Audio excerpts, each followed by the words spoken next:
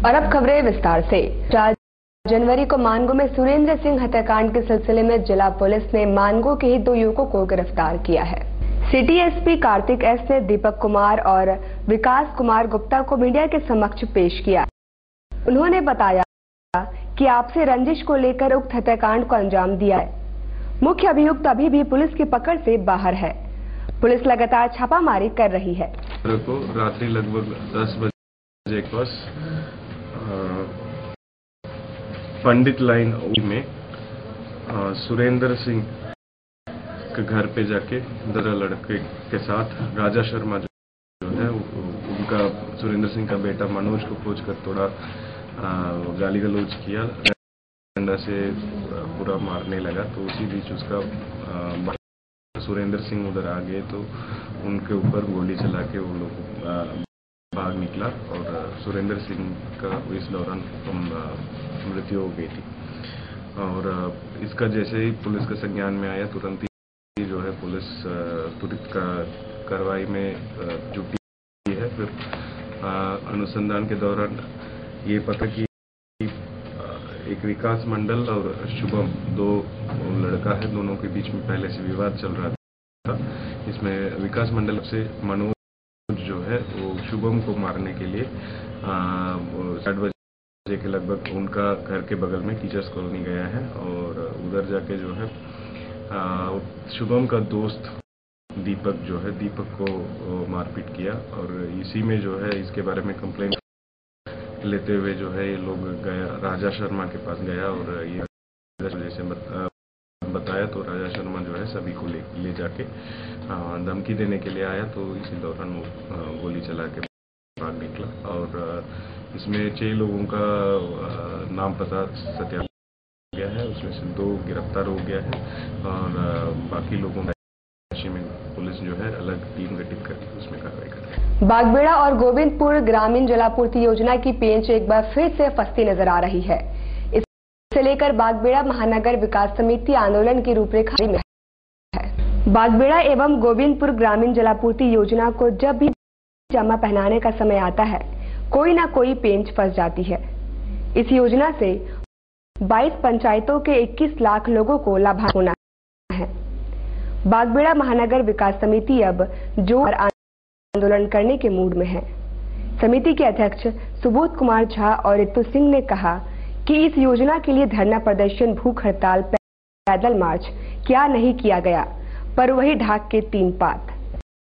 अब वे सीधे जंतर मंतर पर अनिश्चितकालीन भूख हड़ताल करने की बना रहे हैं। पूर्ति योजना और गोविंदपुर जलापूर्ति योजना की लड़ाई 2005 से बागबेड़ा महानगर विकास समिति के द्वारा जो है कंटिन्यू लड़ी जा रही है, जिसकी सारी सफलताएं 2014 में प्राप्त हो गई। टेंडर भी हो गया। उस समय के उप मुख्यमंत्री माननीय रघुवर दास जी जो आज के मुख्यमंत्री हैं, 2010 में 26 फरवरी को उन्होंने घोषणा किया था और हम लोग के डीपीआर पर जो है आदेश भी पारित किया था। उसी के आधार पर बागबेड़ा ग्रामीण जलापूर्ति योजना का सारा कार्य जो है संपन्न हुआ और उसके बाद 2014 में दिसंबर माह में इस कार्य का टेंडर भी हो गया, जिस काम को करना था। आज के समय यहाँ पर राज्य केंद्र की क्या लफड़ा है इसकी कोई जानकारी मुझे नहीं है। सबसे बड़ी गड़बड़ी ये है कि जेसी सिंघल जो विश्व बैंक के कमेटी के आए हुए लोग थे, यहाँ पर हम लोगों ने विश्व बैंक ने बैठक की थी। पंचायत के सदस्य और हमारे बागबेड़ा महानगर विकास समिति के महिला मोर्चा और पूरी समिति के सदस्यगण के साथ वार्ता हुई थी, बैठक हुई थी, जिसमें उन्होंने पैसे की डिमांड किया था। उस पैसे को भी देने के लिए हम लोगों ने स्वीकृति दिया। उसके बाद जानकारी है कि बागबेड़ा ग्रामीण जलापूर्ति योजना में एक नया तरह का पेच फंसाया है, जबकि हम लोग की डिमांड ही थी बागबेड़ा ग्रामीण जलापूर्ति योजना को हमको धरातल पे उतारने की लड़ाई हम लोग लड़ रहे थे। पर उसमें ये शहरी और ग्रामीण का पेच लगा करके कि 70 लीटर ग्रामीणों को है और 135 लीटर जो है शहरी दर है। इस प्रकार का जो है बीच में एक मामले को फंसा करके इस योजना को टेंडर के बाद, जबकि टेंडर के बाद काम शुरू किया जाता है, इस पेच को फंसा करके लोग रोकना चाहते हैं। महिला मोर्चा के द्वारा जलापूर्ति योजना में माने टेंडर होने के बाद भी जो पेच फंसी हुई है, हम लोग 2005 से इसकी लड़ाई लड़ रहे हैं, जो कि माननीय मुख्यमंत्री साहब भी अभी स्वीकृति मिल गई है, फिर भी टेंडर होने के बाद भी ये पेच हो रहा है। इसके लिए हम लोगों ने अपनी समिति में तय किया है कि पूरी हम लोग महिला टीम अब दिल्ली के लिए पद यात्रा करेंगे पानी के लिए। जब तक हमारे पानी धरातल पर नहीं आती, हमें नहीं मिलती है, हम लोग प्रधानमंत्री का घेराव करेंगे, जंतर मंतर करेंगे। इसकी जवाबदेही सरकार की होगी। सुंदरनगर की एसएम कॉलेज के छात्रा के साथ मनचलों द्वारा छेड़खानी का मामला प्रकाश में आया है, पर छात्रा का आरोप है कि पुलिस सहयोग नहीं कर रही है। भी एसएम कॉलेज की छात्रा का कहना है कि कॉलेज जाने और आने में कुछ युवक हमेशा उसके साथ छेड़खानी करते हैं। बुधवार को थाना गई तो थाना प्रभारी द्वारा भी सहयोग नहीं किया गया। अब अखिल भारतीय विद्यार्थी परिषद का सहयोग लेकर छात्रा एसपी के पास सीधे जाना चाहती है। नारायण वो जब भी देखो तो छेड़खाना है, गंदे गंदे कमेंट भी मारता है और बहुत ही ज्यादा ही गंदे वर्ड भी यूज करता है। रोड पे चलते वक्त पढ़ाने हम जब जाते हैं ट्यूशन बच्चों को, तो वो पीछे से आता है तो दुपट्टा भी खींचता है, तो कभी हाथ पकड़ता है तो कभी कुछ बोलता है, तो निकल जाता है। दोनों बाइक में रहते हैं। तो उसके बाद फिर एक दिन हम ट्यूशन भी गए थे, तो फिर दोनों साथ पीछे से खड़ा था। जैसे ही हमको देखा तो मेरे आने लगा। आते आते जब हम बस में चढ़े तो फिर बाइक घुमा के पीछे पीछे बस से भी आने लगा। उसके बाद फिर दोनों यहाँ आया सुंदरनगर के बाद फिर वो कुछ कमेंट मारा, फिर वहाँ से वापस घर चला गया। कुछ दिन से इतना किया हुआ कि घर से जाने आने में भी तकलीफ भी लगता है। क्यों कर रहा है ऐसा? उन लोगों का मन बढ़ा हुआ है कि लड़की को छेड़ेंगे, जब कुछ बोलती ही नहीं है तो और बोलो। थाना में कंप्लेन किया था पहले? थाना में बोलने आया तो थाना में बोले कि जाओ हम उन लोगों को डांटेंगे, उनके पेरेंट्स को भी बोलेंगे। सुंदरनगर थाना प्रभारी वीरेंद्र कुमार ओझा से जब अखिल भारतीय विद्यार्थी परिषद के सदस्य ने मिलकर जानना चाहा तो वहां भी वे बहस करने लगे।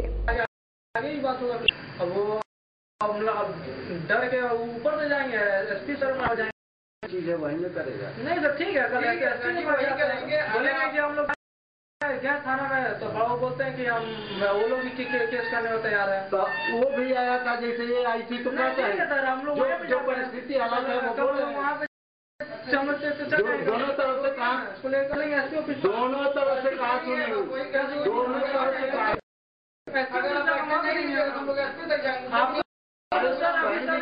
हम लोग सकते हैं। नहीं सर आप क्यों रुकिएगा सर, क्यों रुकिएगा?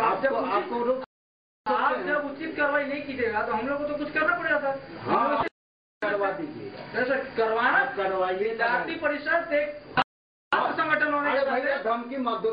जी सर धमकी आप जब हम एक बार बोल दिए कि केस करना हो तो इसमें 9-17 बोलने की क्या जरूरत है सर? आप पल्स पोलियो अभियान एवं साथ साथ जिले में अन्य स्वास्थ्य संबंधी कार्यों के लिए बुधवार को प्रखंडों के टास्क फोर्स की बैठक हुई।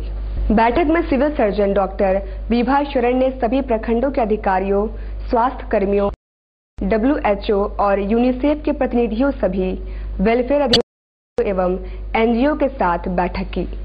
बैठक में जिले में पल्स पोलियो अभियान की तैयारियों पर चर्चा हुई। ये अभियान 18 से 20 जनवरी तक चलेगा।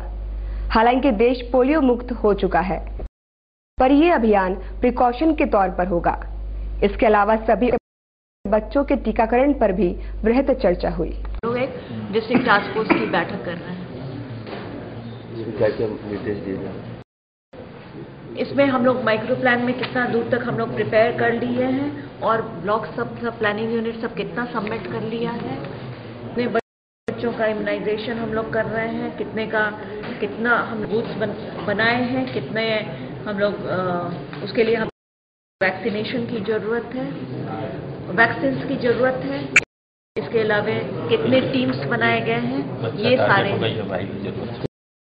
डिटेल बता पाएंगे मैडम? कितने 1279 है और इसके लिए वैक्सीन वायर्स रिक्वायर्ड है 24,211।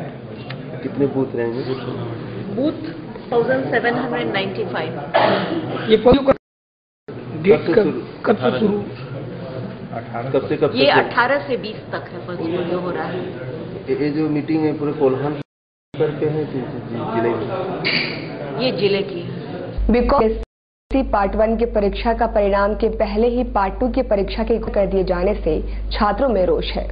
वर्कर्स कॉलेज गेट के बाहर प्रदर्शन कर रहे छात्र संगठन के सदस्यों का आरोप है कि विश्वविद्यालय छात्रों के भविष्य से खिलवाड़ कर रहा है। जुलाई माह में बीकॉम पार्ट 1 की परीक्षा का अब तक कोई रिजल्ट नहीं निकला और पार्ट 2 की परीक्षा की घोषणा पर विश्वविद्यालय छात्रों के साथ अन्याय कर रहा है। बंद करो, बंद करो, बंद करो।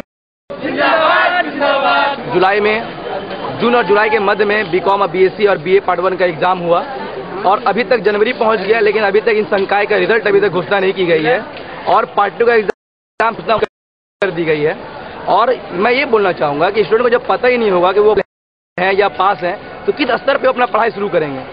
आज मई में एग्जाम दे दिए हैं, रिजल्ट का 4 महीना हो गया, अभी तक रिजल्ट प्रकाशित नहीं किया गया है। तो कुल्हान ये किस तरह का गेम स्टूडेंट के साथ में खेल रहा है, इसी के विरोध में यहाँ प्रदर्शन आज किए हैं।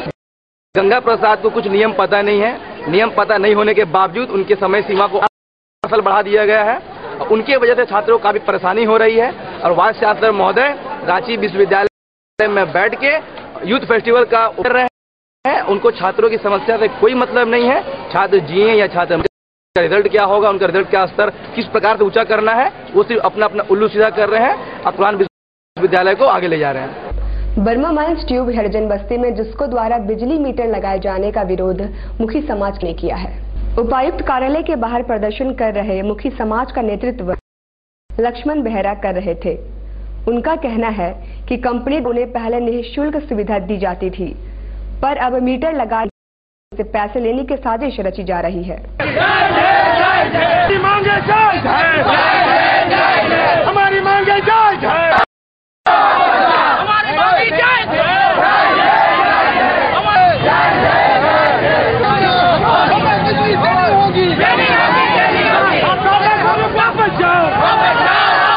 टाटा कंपनी जिसको के द्वारा इस तरह का स्कीम चलाया गया, इस तरह किया कि आप सभी को ज्ञात होगा कि टाटा कंपनी जब 1908 ईस्वी में यहाँ उसका स्थापना हुआ था, वो 1907 ईस्वी में जब उसका स्थापना हुआ था, तब से लेकर आज तक हमारे लोग जिसको और टिस्को में हमारे लोगों ने दिया और उस सेवा का हम लोग को आज यह परिणाम मिला कि हम आज जमशेदपुर अगर क्लीन सिटी ग्रीन सिटी के नाम से जाना जाता है तो उसका ड्यू देन मुखी समाज है। और आज आप देखे होंगे मुखी बस्ती में हर मुखी समाज के जगह जहां पर भी है वहां क्वार्टर था, उसने षड्यंत्र के तहत उसको मैंने बंद कर दिया जा रहा है, वहां के लोगों को साथ दर दर भटका जा रहा। क्या आज हमारे जो पूर्वज थे, हमारे जो लोग, या टाटा जी का यही सपना था कि गरीब गुरुआ यहाँ के मूलवासी हरिजन आदिवासी यहाँ के शोषित पीड़ित लोग के साथ इस तरह का अत्याचार करेगा? हम लोग इसको बर्दाश्त नहीं करेंगे। मुख्य समाज के लोग हम लोग इस तरह का निर्णय लिए हैं। हमारा ये फैसला है कि बर्मा माइंस हरिजन बस्ती में जिस तरह पूर्व की भांति जिसको मैनेजमेंट इसको मैनेजमेंट बिजली व्यवस्था दे, उसी प्रकार बिजली व्यवस्था को दे। अगर वो